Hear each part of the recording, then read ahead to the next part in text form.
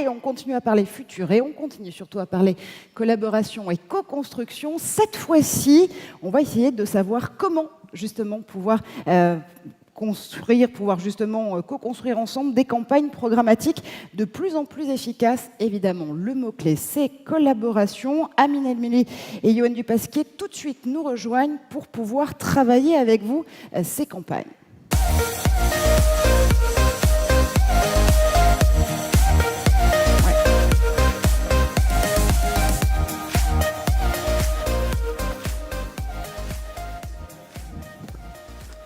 Oui.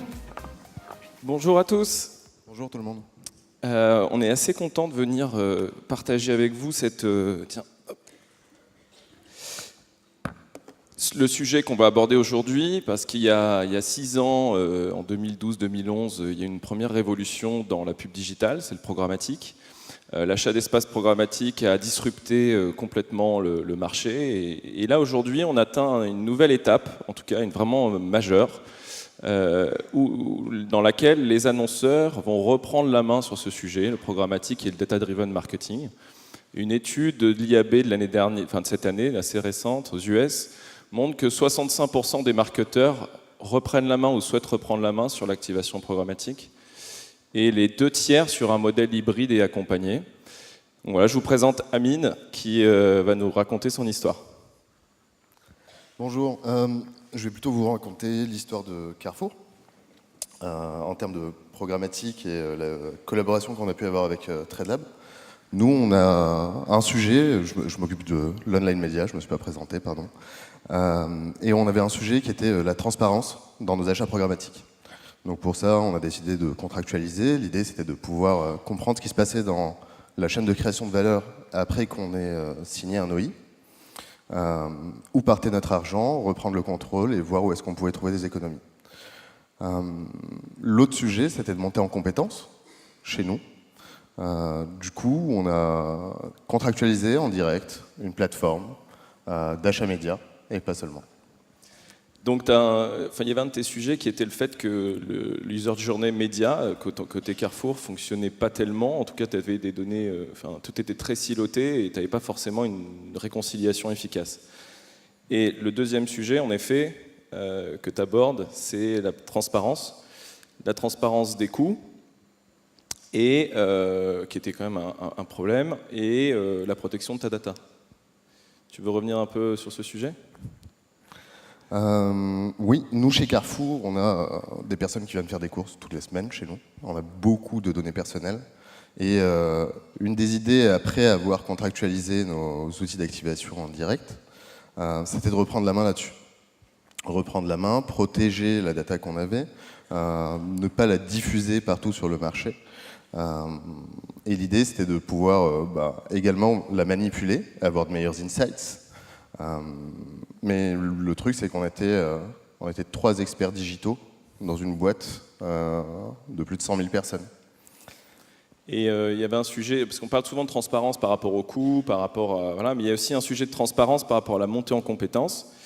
Et ça, c'est un sujet qui... qu'est-ce que c'est que ça ? Ah, bon, désolé, ça ne... C'est pas grave. Si la régie peut passer la slide, merci. Et donc la matérialisation de ces 2 premiers problématiques, on le sait aujourd'hui en digital, quand vous multipliez les acteurs, que vous ne centralisez pas sur une plateforme unique, la réalité c'est que le même utilisateur se fait un petit peu surexposer. Donc ça c'est la problématique de user journey. Il y a un empilement des coûts qui est certain. Donc ça, il y a directement un impact sur le ROI. Et il y a un coût à l'entrée, en tout cas un coût d'opportunité, mais il y a un coût à l'entrée pour reprendre le contrôle.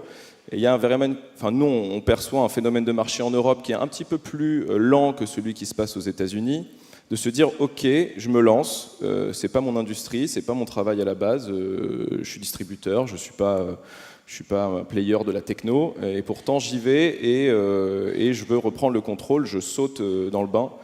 Et c'est un peu ce qu'on essaie de décrire ici et ce qu'on fait Carrefour. L'idée derrière la reprise de contrôle sur nos activités, c'était de mieux maîtriser notre tunnel, notre pyramide inversée, où on va aller adresser nos différents messages.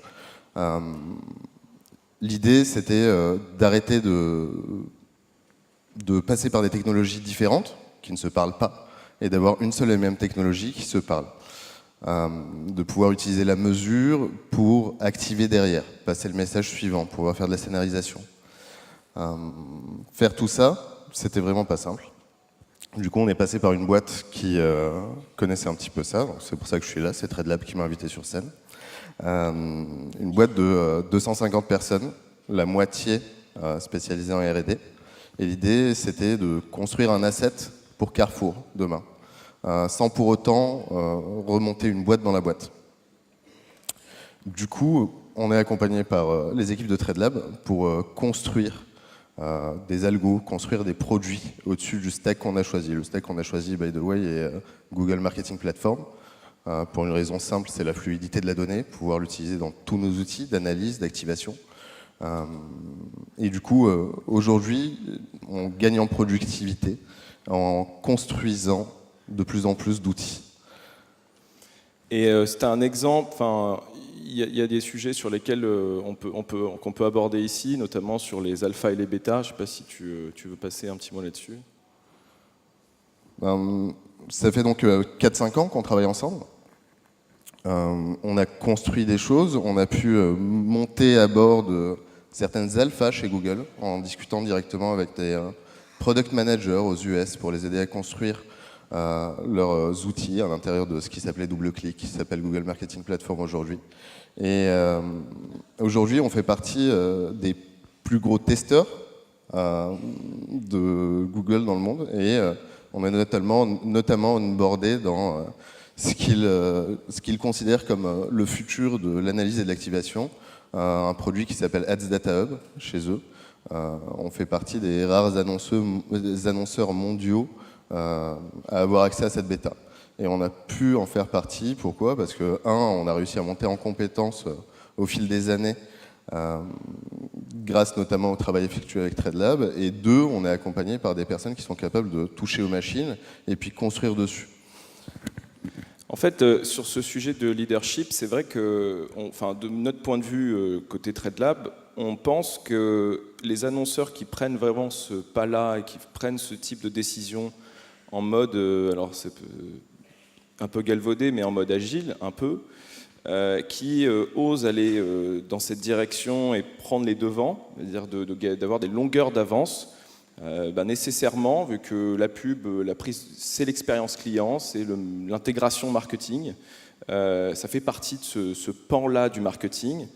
Eh bien, nous, on pense que les CMO, les directions marketing qui ont fait ce choix-là, ou en tout cas qui embrassent le data-driven marketing, qui prennent le temps de le comprendre, qui font des choix industriels engagés et courageux, vont survivre.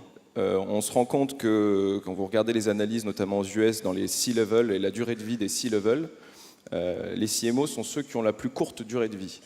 Hein, c'est la valse des pantins, et en réalité, cette transformation-là, elle est majeure, et on pense, mais sincèrement, après c'est une vision très personnelle, qu'il y a un enjeu côté marketeur, de véritablement se pencher sur le sujet, le faire ou ne pas le faire, mais en tout cas y avoir véritablement réfléchi, et donc reprendre ou pas la main, et si oui, comment.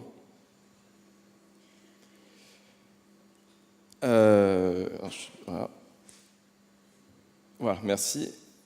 Juste par rapport au sujet du leadership, en fait, toutes ces innovations, ça pousse aussi les annonceurs à se pousser dans leur dernier retranchement. Et ce qu'a décrit Amine, en fait, la co-construction, on a vraiment le meilleur des deux mondes. Et on comprend énormément de choses. Donc là, l'exemple d'Ads Data Hub va nous le permettre dans le futur. Mais c'est fondamental parce qu'on a une disruption de la manière dont on fait de l'achat d'espace. Le fait de véritablement comprendre la donnée, Ads Data Hub, c'est la capacité de traiter de la donnée massive, multi-touchpoint pour de vrai. Hein, c'est plus avec toute la donnée mélangée et on fait fi des wall gardens. On a véritablement compris où la valeur se crée, ce qui se passait dans le funnel, ce qui se passait avec les utilisateurs. Et ça a un impact énorme sur la partie insight. Et voilà, je ne sais pas si tu veux aussi dire deux mots là-dessus. Je vous parlais du funnel tout à l'heure. Je vais d'abord vous parler de la cost effectiveness qu'on a pu avoir. On a réussi à réduire de 30% au fil des années notre coût au contact. Également repasser sur la surexposition qu'on pouvait avoir. On se rendait compte que quelqu'un à qui on avait envoyé un mail, qui avait déjà consommé un message, on repayait derrière des bannières IAB à prix d'or sur des gros portails pour lui repasser le message. Ça a été la première étape. Et aujourd'hui, on va réussir à analyser également tous les touchpoints qu'on peut avoir avec certains segments très importants pour nous. Par exemple, nous, chez Carrefour, les nouvelles mamans, c'est un segment très important. C'est un moment de vie très important pour Carrefour pour pouvoir fidéliser un nouveau client. On va pouvoir croiser ces données-là avec des données Google pour pouvoir savoir quand est-ce qu'on a touché ces personnes-là et faire un focus spécifique dessus, avoir des insights. On a des tableaux de bord sur pas mal de segments comme ça pour pouvoir apprendre et avancer. Et c'est vrai qu'en fait, on parle d'insight, on a de la data dans tous les sens depuis des années, soi-disant. Mais la réalité, et nous, pour travailler vraiment dans la densité du fond sur ces sujets-là, la réconciliation est très complexe. On n'arrive pas forcément finalement à comprendre sincèrement ce qui se passe. En revanche, faire des beaux slides pour faire croire qu'on comprend ça, oui, on en a, et on l'avoue, nous aussi, peut-être fait il y a quelques années. Mais aujourd'hui, il y a un vrai switch et on pense que pour la première fois, on va pouvoir comprendre sincèrement ce qui se passe en mélangeant toutes ces données. Je donne un exemple pour le groupe Carrefour. On arrive à mélanger de la donnée chaude liée au contexte, donc les données éditeurs, en l'occurrence 750 grammes, celle de potentiellement Marmiton, celle de main Google et bien entendu celle de Carrefour. Tout ça dans un environnement GDPR compliant pour raconter véritablement une histoire. On a de la donnée chaude, volumineuse, peut-être un peu moins significative côté éditeur, donc quelqu'un qui surfe sur une recette de cuisine par exemple, avec une fréquence, voilà. Et une donnée d'achat transactionnel, avec un peu moins de volume, mais extrêmement significative. Et donc quand on parle de cartographier des moments de vie, quand on parle de faire du media planning intelligent, en fait on est dans une logique totalement empirique et on disrupte notre manière de faire du media planning en ayant véritablement de la donnée robuste, intégrée au même endroit et user-centric. Donc voilà pour finir là-dessus, peut-être voilà, si tu peux conclure sur ta vision un peu des 3 points.